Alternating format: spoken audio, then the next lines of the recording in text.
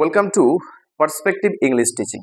Today's class is about subject verb agreement. English আমাদের বরাবরই এক জটিল বিষয়। প্রত্যেকের কাছে ইংলিশ বিষয়টা একটা চাপ সৃষ্টি করে। কিন্তু এই ইংলিশের টুকরো টুকরো বিষয়গুলোকে যদি আমরা একটু একটু করে আয়ত্ত করতে পারি, তাহলে ইংলিশ নামক এই চাপ সৃষ্টি করা বিষয়টা আমাদের কাছে সহজ হয়ে উঠবে।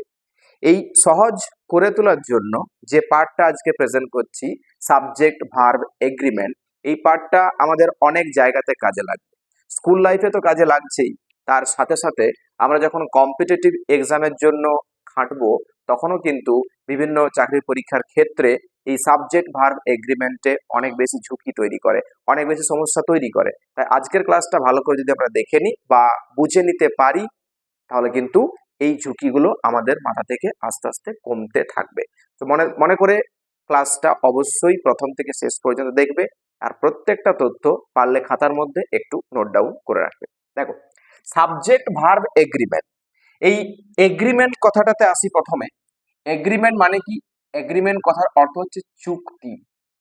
চুক্তি চুক্তি বলতে কি, আমি যদি ব্যাংকে 10,000 টাকা লোন নিই, তাহলে আমাকে নির্দিষ্ট সময়ের মধ্যে এই 10,000 টাকার উপর ইন্টারেস্ট সমেত সেই লোন আমাকে ব্যাক করতে হবে, রিপে করতে হবে। এটাকে চুক্তি বলা হয়। ঠিক তেমনি ইংলিশ গ্রামারের মধ্যেও একটা চুক্তি আছে, অর্থাৎ অ্যাগ্রিমেন্ট আছে। এই অ্যাগ্রিমেন্টটা কার সঙ্গে? অ্যাগ্রিমেন্টটা সাবজেক্ট আর ভার্ব এর সঙ্গে, আর এর যে প্রত্যক্ষদর্শী হয়ে দেখে সেটা হলো অবজেক্ট। আমরা এক কথায় জানবো একটা বাক্যের তিনটা পার্ট, সাবজেক্ট, ভার্ব আর অবজেক্ট পার্ট। এই সাবজেক্ট আর ভার্বকে ঘিরেই আজকের পুরো ক্লাসটা। এখানে আমরা একটা বিষয় বুঝবো যে ইংলিশ গ্রামারের নাম্বার আমরা ছোট থেকে শিখে আসছি। নাম্বার নাম্বার দুই প্রকার, এক হয় সিঙ্গুলার, দুই প্লুরাল। আর একটা বিষয় কি আছে? Person, PERSON। পার্সনকে বাংলায় বলি পুরুষ। পার্সন কয় প্রকার? এটাও তিন প্রকার, first person, second person, third person. কি কি বললাম? ফার্স্ট পার্সন, সেকেন্ড পার্সন আর থার্ড পার্সন। ফার্স্ট পার্সন কোনগুলো? আমি, আমরা, এটা ফার্স্ট পার্সন। তুমি, তোমরা, এটা সেকেন্ড পার্সন। আর চেয়ার টেবিল ছাতা থেকে বিছানা ছেঁড়া কাঁথা পর্যন্ত কিন্তু সব থার্ড পার্সন বা প্রথম পুরুষ। এবার এই চুক্তিটা তৈরি করব কিভাবে? তার জন্য 18খানা রুলস আমি আমার এই বোর্ডের মধ্যে লিখে রেখেছি। প্রথম থেকে শেষ পর্যন্ত প্রত্যেকটা রুলস দেখে নিই। আগে 1 নম্বরে আসি। সাবজেক্ট সিঙ্গুলার হলে ভার্ব সিঙ্গুলার।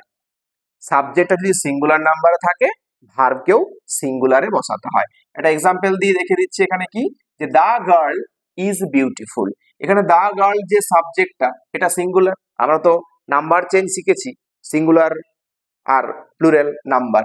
একটা বিষয় একটু বেশি করে মনে রাখবো, নাম্বার চেঞ্জটা নাউনের ক্ষেত্রে হয়, প্রোনাউনের ক্ষেত্রে হয়। ভার্বেরও কিন্তু সিঙ্গুলার প্লুরাল ভার্ব আছে। যেমন আমরা মনে রাখবো এই ভার্বগুলোকে, be, have, do. Be, have আর ডু। তো বি ভার্ব বলতে আমরা এম কে ধরবো, ইজ, আর এদের পাস্ট টেন্স আছে was, were. Am, is, are, was, war.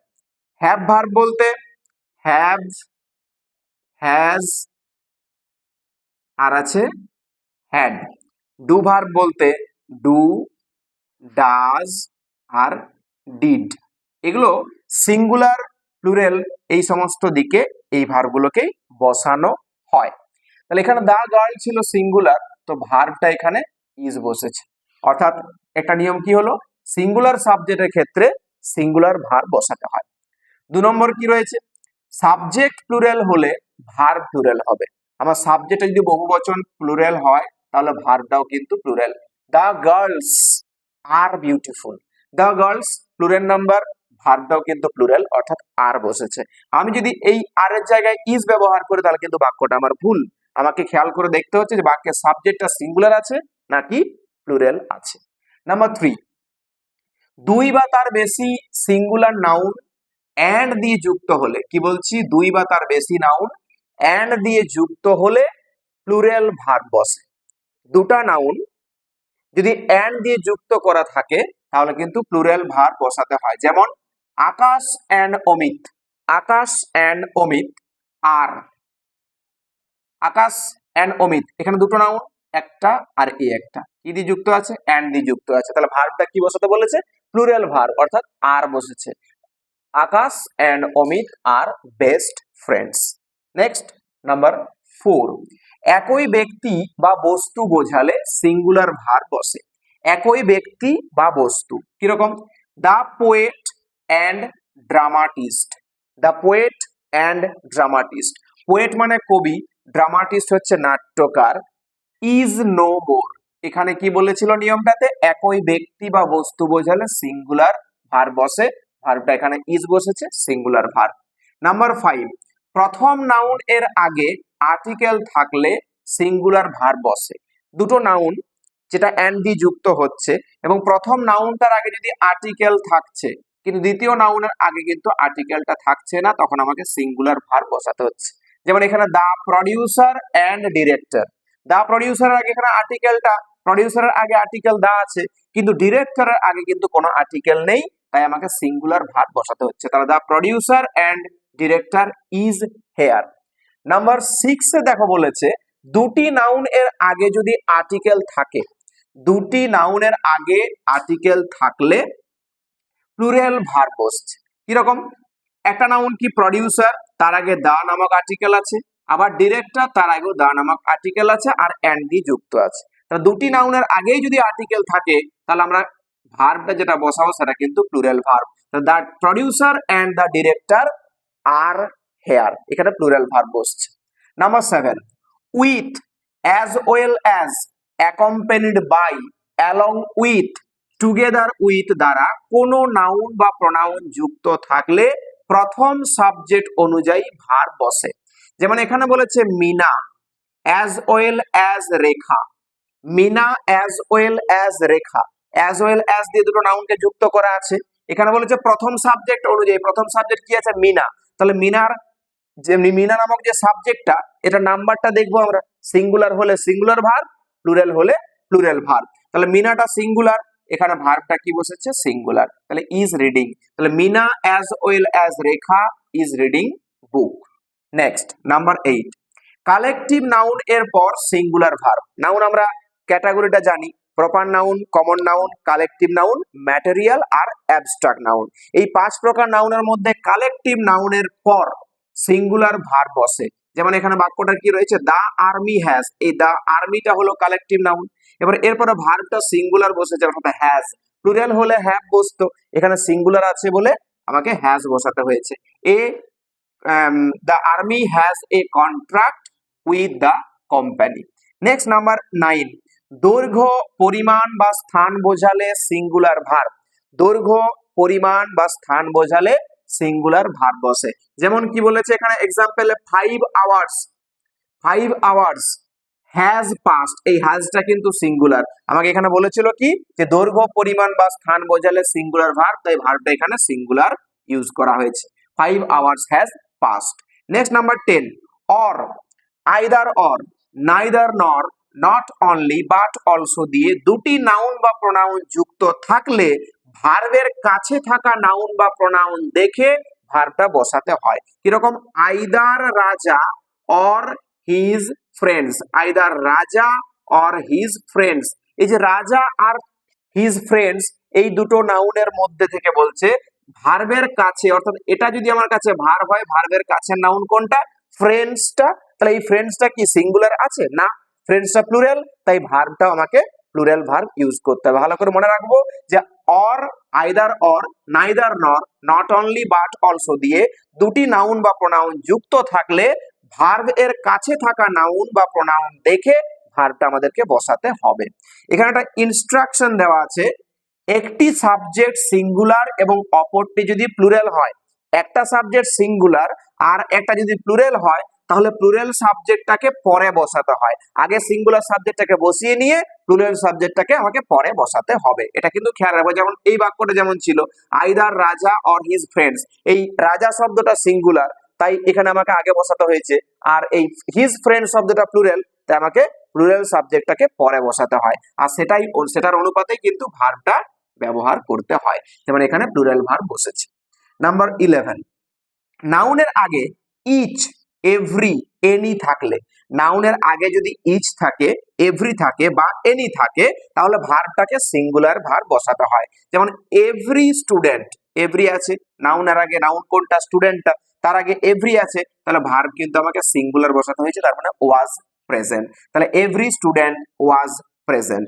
Next number 12, uncountable noun এর পরে সিঙ্গুলার ভার্ব বসে। এই নাউনের তাৎপর্যপূর্ণ ভাবে দুটো দিক হয়, একটা কাউন্টেবল আর একটা আনকাউন্টেবল। অর্থাৎ কিছু নাউনকে গোনা যায়, আবার কিছু নাউনকে গোনা যায় না। তাহলে যে নাউনটাকে গোনা যাচ্ছে না তাকে আমরা কি বলি? Uncountable noun. এই আনকাউন্টেবল নাউনের পরে সিঙ্গুলার ভার্ব বসে। যেমন সুগার একটা আনকাউন্টেবল নাউন, সুগার মানে চিনি, এটা গোনা যায় না, তাহলে ভার্বটা আমাকে সিঙ্গুলার ইউজ করতে হচ্ছে। তাহলে sugar is bad for health. Next number 13, one of the, one of the একটা ফ্রেজ, এই ওয়ান অফ দা এর পর সাবজেক্ট হবে প্লুরাল, ওয়ান অফ দার পরে সাবজেক্টটা প্লুরাল হয় এবং ভার্বটি হবে সিঙ্গুলার, এটা খেয়াল রাখতে হবে। ওয়ান অফ দার পরে সাবজেক্টটা হবে প্লুরাল কিন্তু ভার্বটা হবে সিঙ্গুলার। যেমন one of the players, players নাউনটা প্লুরালে আছে কিন্তু ভার্বটা আমাকে সিঙ্গুলারে বসাতে হবে, ভালো করে খেয়াল রাখবো। নাম্বার 14, ভেরি ফিউ এর পরে, ভেরি ফিউ একটা ওই ওয়ান অফ দা এর মতো ফ্রেজ, ভেরি ফিউ এর পরে সাবজেক্ট হবে প্লুরাল এবং ভার্ব হবে প্লুরাল। যেমন এখানে বলেছে ভেরি ফিউ, এরপরে বয়েজ আছে, ভেরি ফিউর পরে বয়েজ, বয়েজটা প্লুরাল, ভার্বটাও কিন্তু প্লুরাল ভার্ব আর ইউজ করতে হচ্ছে। তাহলে ভেরি ফিউ বয়েজ আর প্রেজেন্ট। নেক্সট, এটা আমি আর এর পরিবর্তে এখানে ওয়ারও করতে পারি, পাস্ট যদি ইনডিফিনাইট টেন্স হয় ওয়ারও করা যায়। Number 15, either of, neither of, one of এদের সঙ্গে প্লুরাল নাউন বা প্রোনাউন থাকলে সিঙ্গুলার ভার্ব বসে। যেমন এখানে এক্সাম্পল দিয়ে বলেছে কি neither of them, neither of them, এই দেমটা কি? দেমটা তো প্লুরাল, তাহলে আমাকে ভার্বটা কি বলেছে? সিঙ্গুলার ভার্ব বসাতে, অর্থাৎ এখানে আমি হ্যাজ বসিয়েছি, হ্যাজ পাস্ট। তাহলে ভালো করে মনে রাখবো, either of, neither of, one of এদের সঙ্গে প্লুরাল নাউন, অর্থাৎ নাউনটা প্লুরালই থাকছে বা প্রোনাউনটা প্লুরাল থাকলে আমাকে সিঙ্গুলার ভার্ব বসাতে হচ্ছে। Next number 16, many a, many an এদের পরে, মেনির পরে এ বা মেনির পরে অ্যান এদের পরে সাবজেক্ট সিঙ্গুলার হলে, সাবজেক্টটা যদি সিঙ্গুলার হয় তাহলে ভার্বটাও হবে সিঙ্গুলার। যেমন মেনি এ টেল, মেনি এর পরে টেল আছে, টেলটা সিঙ্গুলার, টেল মানে গল্প, এখানে ভার্বটাও কিন্তু সিঙ্গুলার ইজ বসানো হয়েছে, many a tale is told. এখানে যদি পাস্ট টেন্সে যাওয়া যেত তাহলে পাস্ট টেন্সে ক্ষেত্রে আমাকে ওয়াজ ব্যবহার করতে হতো। Next number 17, introductory there, English গ্রামারে ইন্ট্রোডাক্টরি ওয়ার্ডটা হয়তো আমরা শুনেছি। ইন্ট্রোডাক্টরি বলতে অনির্দিষ্ট জায়গা বা অনির্দিষ্ট ব্যক্তি বা বস্তুকে বোঝানো হয়। তাহলে ইন্ট্রোডাক্টরি দেয়ার এর পর ভার্ব সিঙ্গুলার হবে কিনা প্লুরাল হবে তা নির্ভর করে নাউন বা প্রোনাউন এর উপর। কি বলছি না, দেয়ার, ধরো এখানে আছে কি ইন্ট্রোডাক্টরি দেয়ারটা, এবার পরের যে নাউন বা প্রোনাউনটা আছে সেটার অনুপাতে কিন্তু ভার্বটা ইউজ করতে হয়। দেয়ার এখানে ইজ ইউজ করেছে কারণ এ বুক আছে বলে ইজ হয়েছে। এখানে যদি ফিউ কথাটা থাকতো দেয়ার আর আমাকে বসাতে হতো, কারণ কি এই নাউন বা প্রোনাউনটা যদি প্লুরাল হয় তাহলে ভার্বটাও কিন্তু সেই অনুপাতে বসবে। এখানে সিঙ্গুলার হলে সিঙ্গুলার ভার্ব, প্লুরাল হলে প্লুরাল ভার্ব আমাকে বসাতে হবে। তাহলে there is a book on the table. Number 18, introductory it এর পরে, দেয়ারটা গেল, ইন্ট্রোডাক্টরি ইট এর পর সিঙ্গুলার ভার্ব বসে। যেমন এখানে এক্সাম্পল দেওয়া আছে it was an interesting story, it was an interesting story, এই ইটটা হচ্ছে ইন্ট্রোডাক্টরি ইট আর এখানে ভার্বটা আমাকে ওয়াজ অর্থাৎ সিঙ্গুলার ভার্ব বসাতে হচ্ছে। এটাই হলো আজকের ক্লাসের সাবজেক্ট ভার্ব এগ্রিমেন্ট। আশা করি ক্লাসটা বোঝা গেছে।